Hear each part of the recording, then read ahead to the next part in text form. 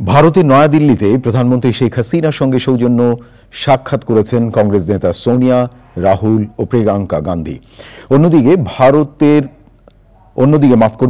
অন্যদিকে প্রধানমন্ত্রী শেখ হাসিনা এবং ভারতের প্রধানমন্ত্রী নরেন্দ্র মোদী দুই প্রতিবেশী দেশের মধ্যে বিদ্যমান দ্বিপাক্ষিক সম্পর্ক আগামীতে আরও দৃঢ় করার ইচ্ছা প্রকাশ করেছেন। এছাড়া শ্রীলঙ্কার প্রেসিডেন্ট রনিল বিক্রমাসিংহে এবং ভারতের কেন্দ্রীয় মন্ত্রীর সঙ্গে দুটি আলাদা বৈঠক করেছেন শেখ হাসিনা। সাদি মাহমুদের রিপোর্ট। গান্ধী পরিবারের সঙ্গে বাংলাদেশের প্রধানমন্ত্রী শেখ হাসিনার সুসম্পর্ক অনেক দিনের। সেই সুসম্পর্ক থেকেই নয়াদিল্লিতে অবস্থানরত শেখ হাসিনার সঙ্গে দেখা করেন সোনিয়া গান্ধী ও তার ছেলে মেয়ে। রোববার রাষ্ট্রপতি ভবনে মোদির শপথ গ্রহণ অনুষ্ঠান এবং নৈশভোজে ছিলেন না কংগ্রেসের এই তিন নেতা।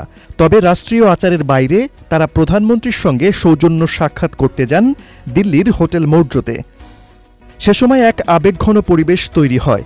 একান্ত আলাপচারিতায় প্রাধান্য পায় দুই দেশের স্বার্থ সংশ্লিষ্ট নানা বিষয়। প্রধানমন্ত্রী শেখ হাসিনার সঙ্গে একান্ত বৈঠক করেছেন নরেন্দ্র মোদী। সে সময় মোদীকে বাংলাদেশ সফরের আমন্ত্রণ জানান প্রধানমন্ত্রী।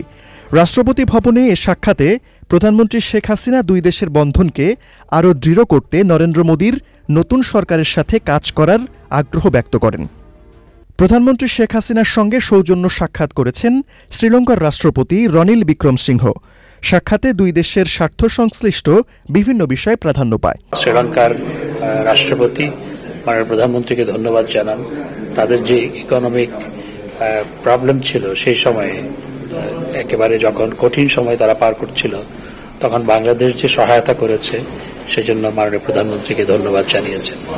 এবং একই সাথে কৃষি ক্ষেত্রে সহযোগিতার ব্যাপারে বিস্তারিত আলোচনা হয়েছে। কৃষি এবং ট্যুরিজম ক্ষেত্রে সহযোগিতা, কিভাবে বাংলাদেশে ট্যুরিজমের ক্ষেত্রে শ্রীলঙ্কার ইনভেস্টমেন্ট আসতে পারে, সে নিয়ে আলোচনা হয়েছে। পরে ভারত সরকারের কেন্দ্রীয় মন্ত্রী ডক্টর সুব্রমণিয়াম জয়শঙ্কর প্রধানমন্ত্রীর সাথে সৌজন্য সাক্ষাৎ করেন। সাদি মাহমুদ, চ্যানেল আই।